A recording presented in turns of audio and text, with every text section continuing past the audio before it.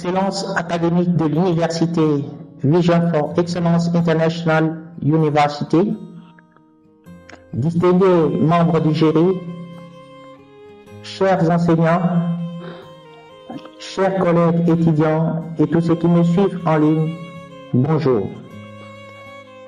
Je me nomme Hubert Kadima Kanda, étudiant en master de gestion des ressources humaines à la VU.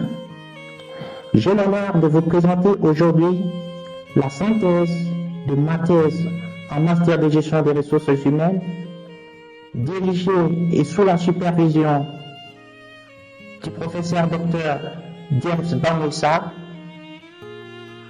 sous le thème intitulé La gestion garantie du parcours professionnel des employés d'une mission humanitaire, dynamique du développement de ces ressources humaines sans faille et clé de leur fidélisation. Nous avons pris le cas de la République démocratique du Congo. Pour la clarté de cette présentation, mon exposé va s'articuler autour de 6 points, à savoir: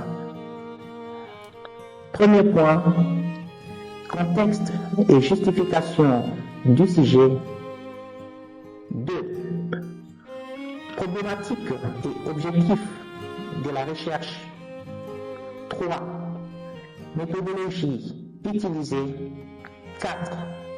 Principaux résultats et analyses. 5.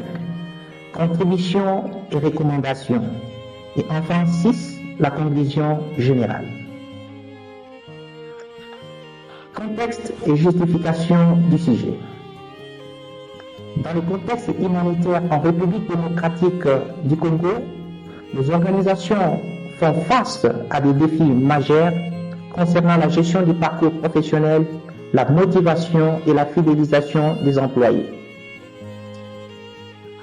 Ce travail s'inscrit dans la réflexion stratégique sur la manière dont une gestion efficace des carrières peut renforcer la stabilité et la performance des équipes humanitaires. Problématiques et objectifs. La question principale qui a orienté cette recherche est la suivante. Comment une gestion garantie du parcours professionnel peut-elle contribuer à la fidélisation durable des employés dans une mission humanitaire? Les objectifs poursuivis étaient identifier le mécanisme actuel de gestion des carrières dans les secteurs humanitaires, évaluer leurs impacts sur la fidélisation du personnel et proposer un modèle de gestion du parcours professionnel adapté au contexte congolais. Méthodologie. L'approche que nous avons adoptée lors de cette étude est mixte. C'est l'approche qualitative et quantitative. Combinant entretien approfondi avec le responsable des ressources humaines de plusieurs missions humanitaires et questionnaires auprès des employés, les données ont été collectées dans des missions humanitaires opérant dans la région de Bunia et Beni, puis analysées à l'aide d'outils stratégiques et d'une interprétation contextuelle. Résultats principaux. Les résultats ont montré que la fidélisation du personnel dépend largement de la clarté du parcours professionnel, la formation continue et la reconnaissance au travail jouent également un rôle essentiel.